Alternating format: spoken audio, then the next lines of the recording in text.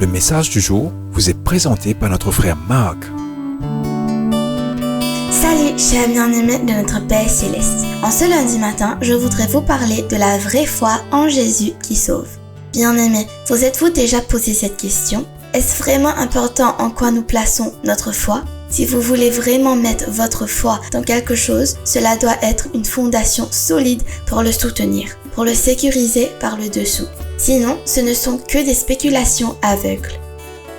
Bien-aimés, pensez-y simplement de cette façon. Vous pouvez avoir très peu de foi dans la glace épaisse, mais elle vous porte très bien lorsque vous marchez dessus. D'un autre côté, vous pouvez avoir une foi énorme dans une glace mince et vous pouvez être noyé. Bien-aimés, ce n'est pas la quantité de foi que vous pouvez rassembler, amasser, qui compte. En fait, Jésus dit que votre foi peut être minuscule comme une petite graine de moutarde, Matthieu 17, 20, mais il dit que vous devez investir votre foi dans quelque chose de solide. Parce que la ligne inférieure est que la foi est sans valeur, la croyance est sans valeur, votre espoir est sans valeur, s'il est construit sur ce qui est faux et non fiable.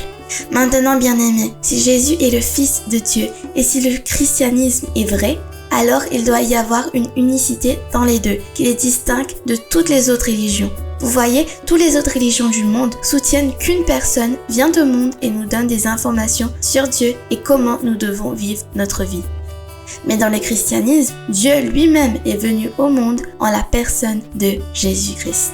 Jean 1,14 dit « La parole s'est faite chair et a habité parmi nous et nous avons contemplé sa gloire. » L'apôtre Pierre ajoute dans 2 Pierre 1,16 « Nous avons été témoins oculaires de sa majesté. » Bien-aimés, le message central de chaque autre religion est que vous êtes sauvés par vos actions. Mais l'enseignement du christianisme est le contraire. Bien-aimés, vous n'êtes pas sauvés par ce que vous faites, mais par ce que Jésus a fait.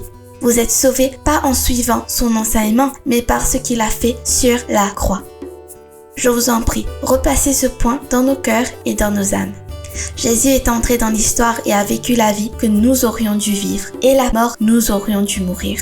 L'expiation a été faite. Si nous devons être sauvés par la grâce, ces événements historiques devaient se produire. Le christianisme est une religion concrète comme aucune autre. C'est à propos de vérité, réalité et les données historiques. Pour conclure, rappelons-nous que nous sommes sauvés par grâce, par la foi et par Jésus seulement, dans Éphésiens 2, versets 8 à 9. Que Dieu vous bénisse tous. Profitez de votre journée en lui. À demain, au revoir. Si toi aussi tu crois que la parole de Dieu est une bénédiction, partage-la et sois une source de bénédiction pour les autres toi aussi.